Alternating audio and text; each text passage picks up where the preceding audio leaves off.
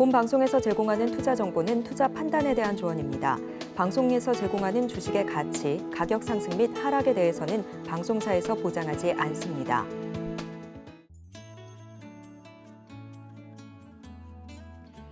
암호화폐 시장의 최신 뉴스와 흐름을 분석해드립니다.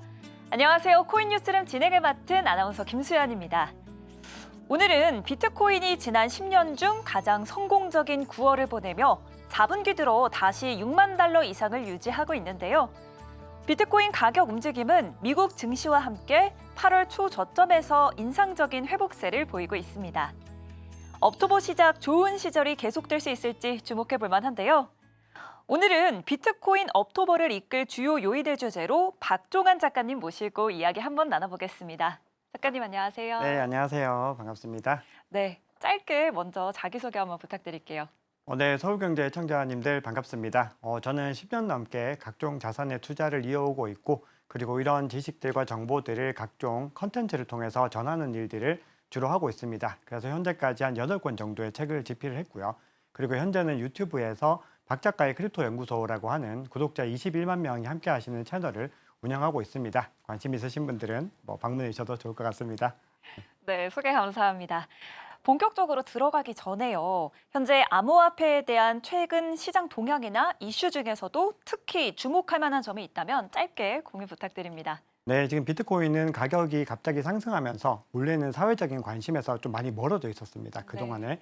그러다가 가격이 상승하면서 지금 사회적인 관심도나 유동성들이 많이 일시적으로 들어오고 있는 상황이거든요. 네. 그런데 지금 우리가 과거 어떤 패턴들이나 사이클로 분석을 했을 때 지금은 10월에 접어드는 이 계절적인 사이클, 첫 번째로 그 기점에 있고 두 번째는 4년마다 돌아오는 이 반감기 사이클이 있습니다. 이 네 번째 이제 대세 상승장에 올 것이다라고 하는 이 반감기 사이클에서 가장 중요한 구간에 와 있습니다. 그래서 지금 시점이 우리 시청자분들께서 비트코인에 관심을 가지고 계신다면은 진입을 하시거나 투자의 어떤 스탠스들을 가지고 가시기에 굉장히 좋은 구간이다 그렇게 생각을 합니다.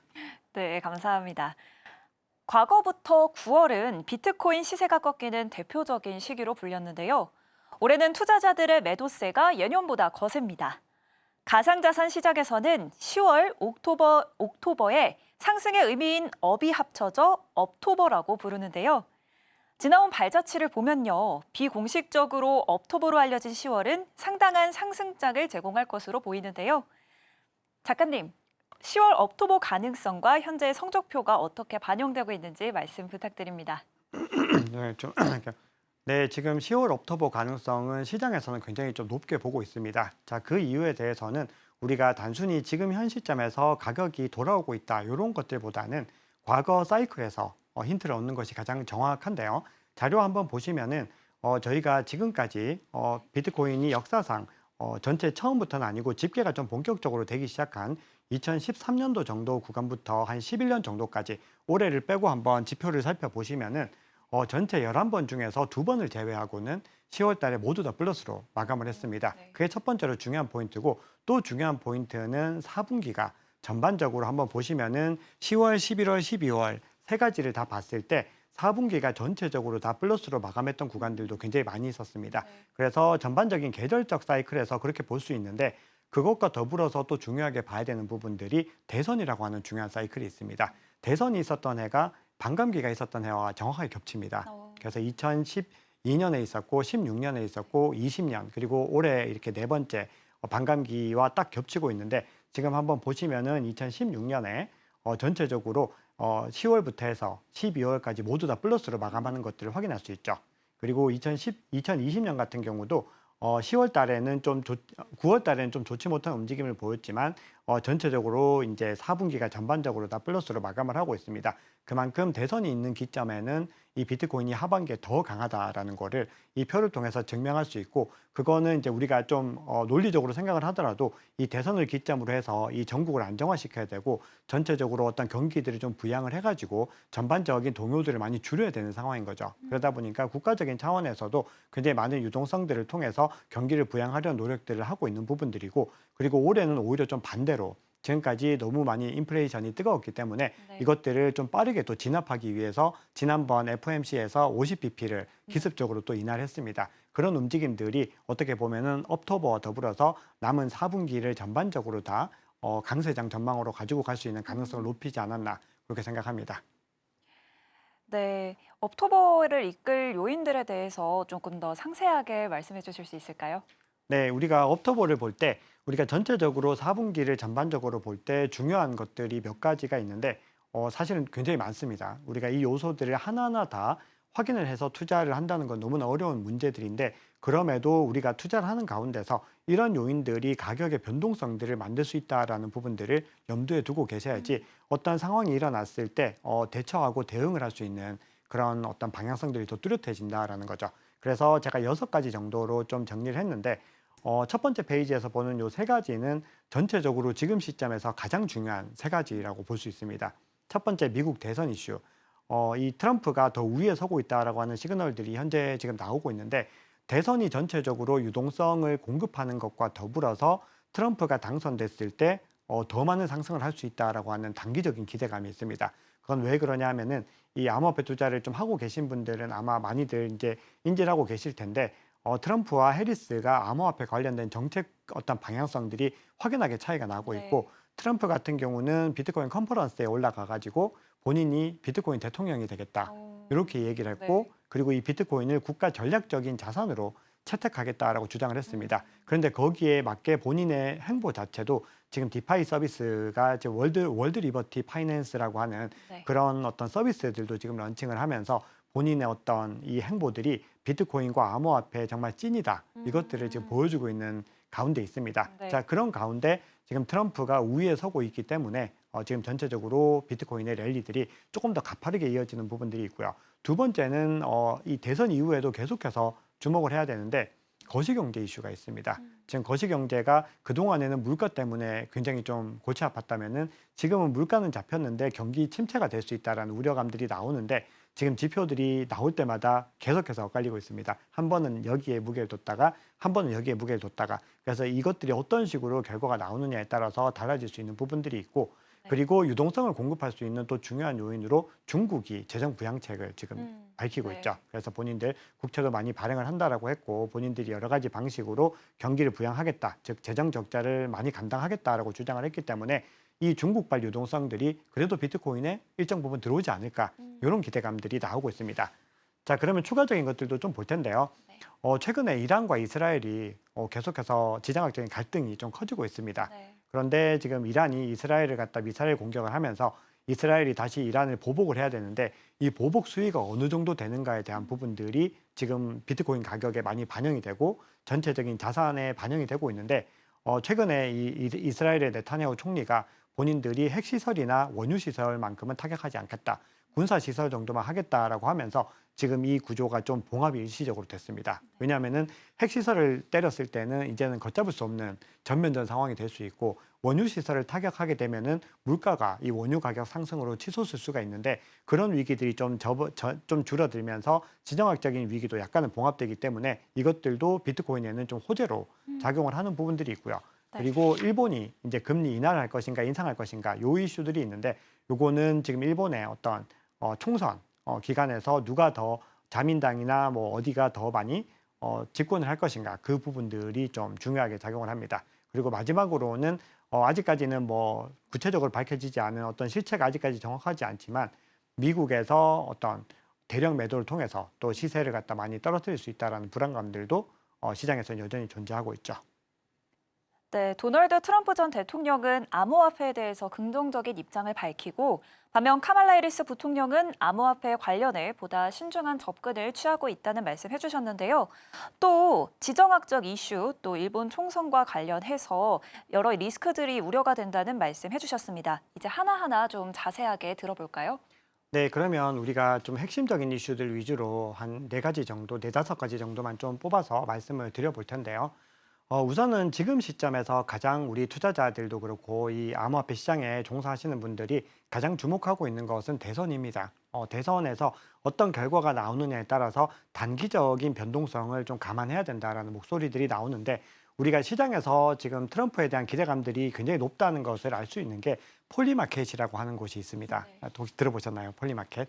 처음 들어봐요. 이 폴리마켓이 탈중앙화 예측 시장이라고 해서 사람들이 누가 될지를 베팅을 통해서 결정을 하는 그런 기반의 플랫폼입니다. 그래서 이걸 네. 블록체인상에서 운영을 하고 있는데 여기서 한번 보시면은 이 화면에 지금 나와 있는데 트럼프가 지금 58.3%로 해리스 대비로 거의 17에서 18% 우위에 있고 그리고 이걸 오늘 아침에 또 보니까 거의 20% 가까이 격차를 벌리고 있습니다. 그만큼 시장에서는 트럼프 쪽으로 더 많은 베팅을 하고 있는데 이게 또 전통적인 설문기관과는 좀 차이가 있습니다. 설문조사기관 가령 예를 들어서 로이터나 이런 데에서는 여전히 해리스가 한 3% 정도 위에 있는 것 같다.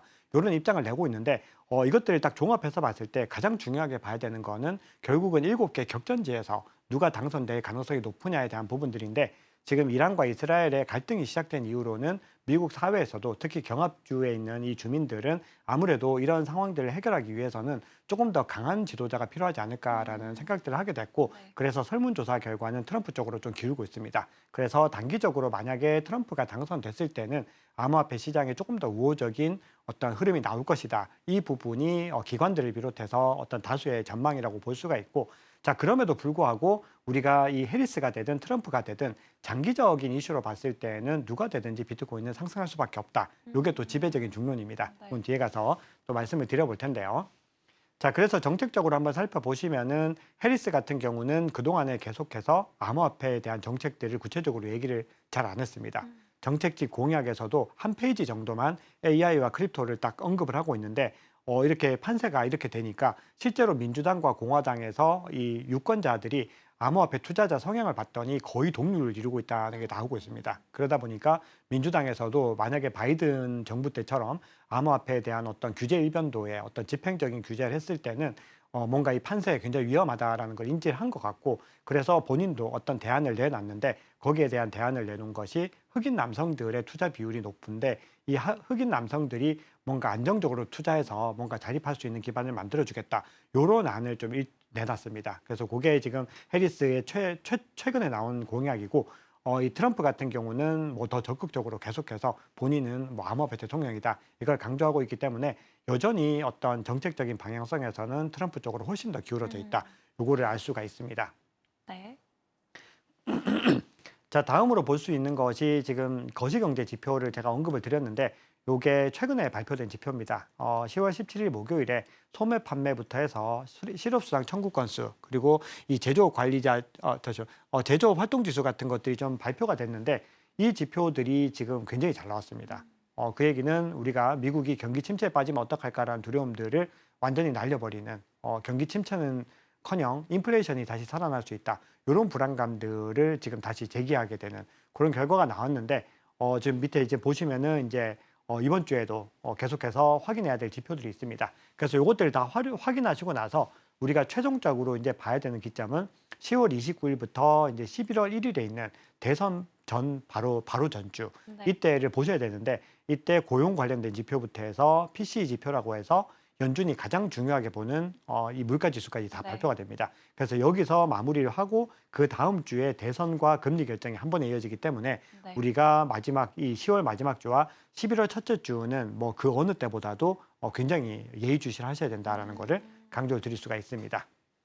네, 시장에서 금리 인하에 대해서 관심이 많은데 거기에 관해서 설명도 부탁드립니다.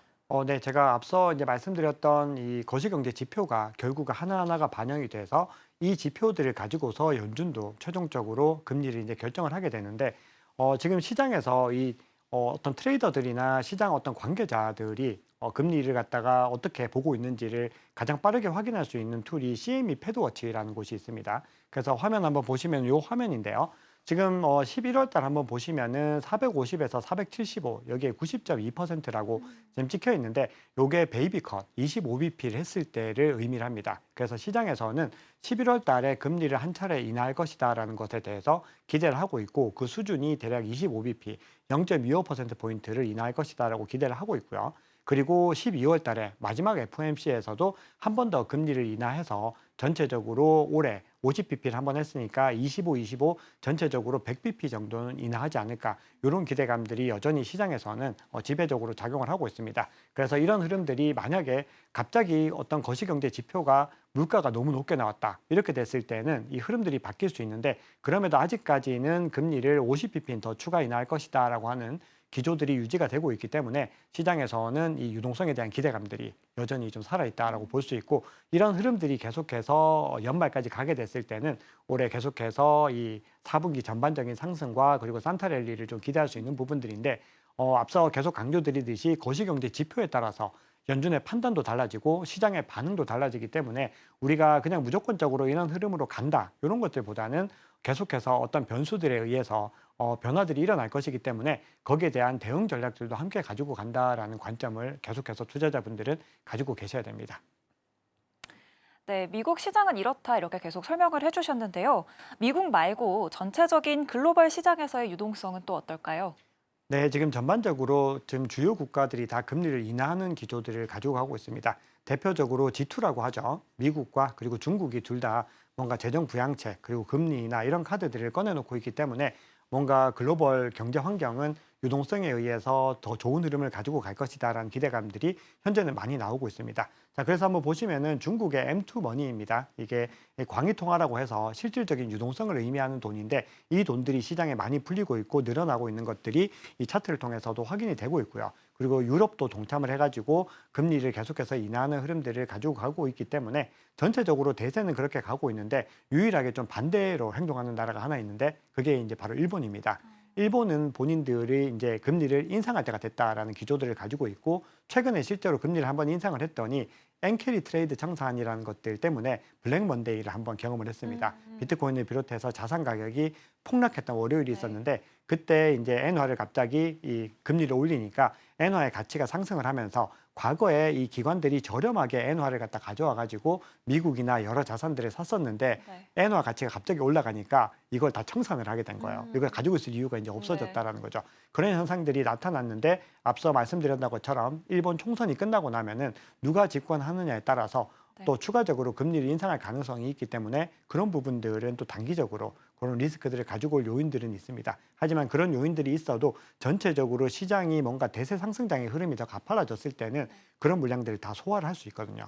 그런데 반면에 시장이 뭔가 과열돼서 침체 국면으로 가게 될 때 그런 시그널이 나오게 되면은 이 시장은 갑자기 또 크게 폭락하는 구간들로 접어들 수 있기 때문에 그런 구간들도 우리가 고려를 하면서 현금 보유나 이런 것들도 계속해서 고민을 하는 접근이 필요합니다. 네, 또 이거 말고 추가적인 시장 리스크는 없을까요? 네, 추가적으로는 우리가 또 6월 달 정도에 독일 정부의 매도세에 의해 가지고 시장이 굉장히 많이 흔들렸습니다. 그리고 마운트 곡수 물량도 갑자기 채권자들에게 상환을 하겠다라고 해서 시장이 흔들렸었는데 그런 식으로 뭔가 물량을 많이 가지고 있는 이 주체들이 뭔가 어떤 매도를 한다거나 어떤 다른 움직임들을 보였을 때 시장에서는 갑작스러운 어떤 하락 국면을 맞이할 수 있습니다. 그래서 그것도 같은 원리인데 대부분은 이런 움직임들이 시장이 뭔가 과열되거나 하는 그런 구간에 한번 나오거나 아니면은 시장이 침체되는 국면에서 더 심하게 그런 악재들을 통해서 시장을 더 끌어내리는 경우들이 많이 있습니다. 그래서 우리는 그 두 가지 포인트를 다 가지고서 접근을 해야 되는 거죠. 그래서 만약에 시장이 너무 과열되고 있다라고 했을 때는 여러 가지 선물 지표라든지 각종 온체인 지표 통해서 확인을 해가지고 뭔가 이 단기적인 조정을 대비를 해야 되는 거고 그리고 하락 추세로 접어들게 되면은 그런 악재가 더 많이 나오기 때문에 그때는 우리가 더 저렴한 가격에 매집할 수 있는 구간들을 잡기 위해서 또 시장을 봐야 되는 겁니다. 그래서 두 가지 관점으로 보시면은 좋을 것 같습니다. 네, 지금까지 업토버를 이끌어줄 6가지 요인으로 말씀을 해주셨는데요. 이제 전체적인 시장 상황을 온체인 지표를 사용해서 말씀 부탁드립니다. 네, 우선 온체인 지표라는 것에 대해서 좀 아직까지 생소하신 우리 네. 그 시청자분들이 계실 것 같아서 온체인 지표를 간단하게 설명을 드리면은 이 온체인이 있고 오프체인이 있습니다. 온체인이 바로 블록체인에서 거래되는 걸 의미를 합니다. 그래서 이 블록체인 위에서 거래되는 이 물량들을 갖다가 전부 다 추적을 해가지고 이 데이터를 만들어 놓은 게 있는데 이걸 가지고서 뭔가 투자에 활용할 수 있게 중요한 것들을 뽑아서 지표로 만들어둔 게 있는데 이게 온체인 지표입니다. 그래서 요거를 그냥 쉽게 정리드리면은 블록체인에서 거래되고 있는 모든 내역들을 뽑아가지고 거기서 핵심적인 것들을 추출해냈다. 이렇게 보시면 되겠습니다. 그래서 우리가 이 온체인 지표를 통해서 주로 비트코인의 펀더멘털을 판단하게 되는데 가장 중요하게 봐야 되는 몇 가지만 오늘은 좀 언급을 드려보겠습니다. 자, 첫 번째로 우리가 이 비트코인 펀더멘털이 강하다. 요거를 볼 때 중요하게 보는 첫 번째가 이 거래소에 비트코인 물량이 얼마나 많이 있는가. 요걸 봅니다. 자, 지금 차트 한번 보시면은 이 파란색 선으로 돼 있는 이 거래소 보유량이 계속해서 우하향하면서 내려가는 걸 볼 수 있죠. 네. 이렇게 거래소에서 물량이 빠져나간다라고 하는 이유는 이 사람들이 거래를 하지 않고 이거를 내 개인 지갑으로 옮겨가지고 오랫동안 보유하겠다. 이런 개념으로 볼 수 있습니다. 네. 그러면은 단기간에 매도세가 나오지 않을 것이기 때문에 시장에 어떤 펀더멘털이 건전하구나. 이렇게 볼 수가 있고요. 자, 두 번째로 볼 수 있는 부분은 이 고래들의 움직임을 또 볼 수 있습니다. 네. 이 고래라고 하는 것은 이 비트코인 시장에서 굉장히 큰 영향력을 미치는 어떤 주체들인데 쉽게 말해서 좀 세력에 가깝습니다. 많은 물량들을 사고 팔고 하면서 뭔가 시장의 분위기들을 좌지우지할 수 있는 세력들이기 때문에 이 고래들이 어떤 식으로 움직이는지를 시장에서는 굉장히 중요하게 체크를 해야 됩니다. 네. 그래서 만약에 고래들이 물량을 팔고 있다. 그러면은 굉장히 뭔가 시장에서 매도 시그널이 나오겠구나. 이렇게 볼 수 있는 거고 고래들이 계속해서 물량을 모아 나갔다. 그러면은 시장은 여전히 펀더멘털이 살아 있구나. 이렇게 볼 수 있는데 자, 지금 화면 한번 보시면은 계속해서 상승하고 있죠. 2023년 이 말부터 해서 올해 그리고 정점을 찍었던 그 구간들부터 해서 고래들은 계속해서 물량을 모아 나가고 있습니다. 이 얘기는 어떤 의미로 해석을 할 수 있냐면은 비트코인이 아직까지 우리가 과거에 경험했던 그런 뜨거웠던 랠리들, 이 대세 상승장의 흐름들이 아직 오지 않았다. 이렇게 해석을 할 수가 있는 겁니다. 왜냐하면은 이 고래들이 대세 상승장이 왔다라고 하면은 이 물량들을 이 단기 보유자들, 즉 새롭게 유입되는 투자자들에게 던지고 나가게 되는데 그렇게 되면은 고래의 물량이 또 떨어지는 것들이 집계가 되는데 지금 보시면은 가장 끝에 보시면은 되게 우뚝 솟은 구간 보이시죠? 네. 오히려 이 고래들이 물량을 더 많이 늘렸다고 하는 것은 시장에서 아직까지 큰 세력들, 중요한 세력들은 이 관점을 상승 관점에 베팅을 하고 있다. 이렇게 보실 수가 있습니다. 네. 자, 그리고 마지막 세 번째 한번 살펴보시면은 시장에서 굉장히 또 중요하게 보는 것 중에서 스테이블 코인이라는 게 있습니다. 이 스테이블 코인은 이 시장에서 정말 돈처럼 거래되는 실제 돈이라고 보시면 됩니다. 네. 이 달러에다가 매칭을 해가지고 이걸 패깅이라고 하는데 이거를 이제 스테이블 코인을 똑같이 발행을 하는 겁니다. 그래서 온체인상에서 이 달러를 직접 쓸 수 없기 때문에 스테이블 코인을 통해서 활용을 하는데 지금 보시면은 스테이블 코인의 시가총액이 꾸준히 늘어나고 있죠. 네. 이 얘기는 향후에 이 온체인에서 이 스테이블 코인으로 비트코인이나 이더리움 같은 암호화폐를 살 수 있도록 만들어준다는 겁니다. 그렇기 때문에 시장의 펀더멘털이 굉장히 강화되고 있다. 이렇게 해석을 할 수가 있는 거죠. 자, 그리고 우리가 또 중요하게 봐야 되는 부분이 결국은 우리가 가장 중요하게 보는 것은 비트코인이 과거 1, 2, 3차 대세 상승장 때처럼 아주 크게 상승할 수 있는 흐름들을 가져갈 것인가. 이 부분들이 아마도 가장 많이 관심을 가지게 되실 텐데 그러면 우리가 이거를 이제 생각을 해봐야 됩니다. 과연 지금 현재까지 흐름이 과거 대세 상승장 사이클과 비슷하게 흘러갔는가? 네. 요걸 보셔야 되는데 자, 이 표를 한번 보시면은 지금 2022년부터 해서 지금까지 성적표와 그리고 2018년부터 2022년 성적표, 2015년에서 2018년 성적표를 보면은 지금 거의 비슷하게 움직인 거 보이시죠? 빨간색 전까지 이 표시되어 있는 이 구간 전까지는 거의 비슷한 움직임을 가져갔다는 걸 볼 수 있습니다. 네. 즉 이 얘기는 어떤 얘기냐? 지금 아직까지 과거 사이클과 유사한 흐름들이 나타나고 있다라는 의미이기 때문에 시장에서는 앞으로 이제는 대세 상승장이 얼마 남지 않았구나 이렇게 해석을 하는 겁니다. 그래서 제가 처음에 인트로에서 말씀드렸던 것처럼 이제는 반감기 사이클의 중요한 기점에 와 있기 때문에 우리가 그 구간들을 준비해야 된다 이렇게 생각을 하시면 되겠습니다. 네. 오늘 10월의 높은 업토버 가능성과 현재 성적표를 살펴보며 이를 이끌어줄 요인에 대해서 이야기 나눠봤는데요. 최근 미국 대선 국면과 비트코인의 상관관계를 살펴보며 정치적 요소가 경제에 미치는 영향까지 이해할 수 있는 시간이었습니다.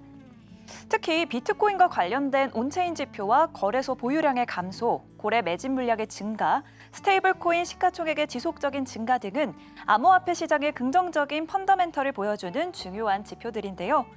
2차, 3차 대세 상승장과 유사한 패턴을 보이며 앞으로의 시장 전망에 대한 기대감을 높이고 있다는 걸 알 수 있었습니다.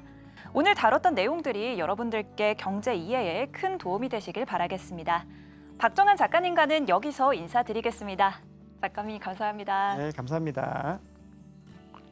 네, 코인 뉴스룸 저희가 준비한 소식은 여기까지입니다. 앞으로도 암호화폐에 관련된 다양한 소식들 전달해 드릴 테니까요. 많은 관심 부탁드리면서 여기서 인사드리겠습니다. 시청해주신 여러분 고맙습니다.